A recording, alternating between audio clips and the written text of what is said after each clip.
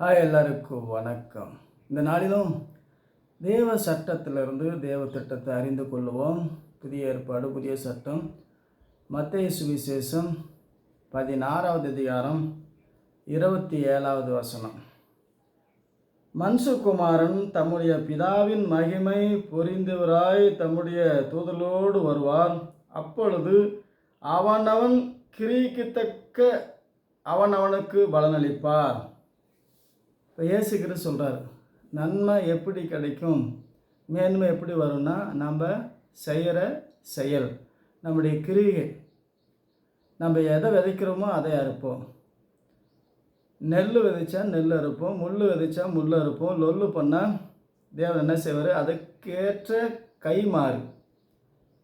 என்னென்ன நன்மைகள், என்னென்ன உயர்வுகள், என்னென்ன மேன்மை எப்படி வரும் என்று சட்டத்தில் தேவன் எழுதி கொடுத்திருக்கிறார், சொல்லி வைத்திருக்கிறார். தேவனுடைய சட்டம் நமக்கு சகல நன்மையும் செய்யும். நம்ம என்ன செயல் செய்கிறோமோ அதுக்கு தகுந்த கைமாறு. தேவன் கொடுத்த திட்டமும் சட்டத்தையும் வழங்கி கொண்டால் அதனால்தான் நன்மை செய். நன்மை செய்கிறவன் மேன்மை அடைவான். தீமை செய்கிறவன் 3-4 தலைமுறைக்கு விசாரிப்பார். நன்மை செய்கிறவனுக்கு 1000 தலைமுறைக்கு தேவன் இரக்கத்தையும் கிருபையும் மேன்மையும் நன்மையும் தருவார். ஆகவே நன்மையில் நம்ம செய்கிற ஒவ்வொரு கிரியிலையும் நம்முடைய வாழ்க்கை கீழாகும் மேலாகும். கீழானாலும் தாழ்த்தப்பட்டாலும் தேவனுடைய சமூகத்தில் அமர்ந்து தேவனுக்காக காத்திருக்கும்போது தேவன் அதை நேர்த்தியாக செம்மையாக செய்வார்.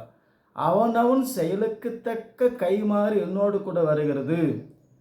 இயேசுக்காக, வார்த்தைக்காக, நித்திய ராஜ்யத்துக்காக எதை சார்ந்து வாழ்கிறோமோ அதை சார்ந்து தான் நமக்கு நியாய தீர்ப்பு, அதுக்குண்டான பரிகாரம், அதுக்குண்டான நன்மை, அதுக்குண்டான மேன்மை தேவன் தருவார்.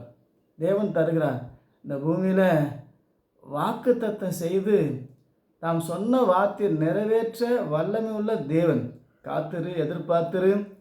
ஏமாற்றங்கள், தோல்விகள் வந்தாலும் தேவனுக்காக காத்திருக்கும் போது தொடர்ந்து தேவனுடைய வார்த்தை கேட்டு அதன்படி செய்யும்போது சகல மேன்மையும் தேவன் தர வல்லமை உள்ளவராக இருக்கிறார்.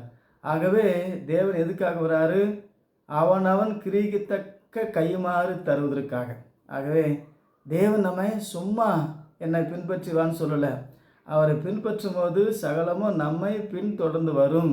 ஆகவே நம்ம செய்கிறது என்ன, நம்ம விதைக்கிறது என்ன, நம்ம அறுவடை செய்கிறது என்ன, எல்லா சட்டத்தில் தேவன் திட்டமாய் தெளிவாய் எழுதி வைத்திருக்கிறார்.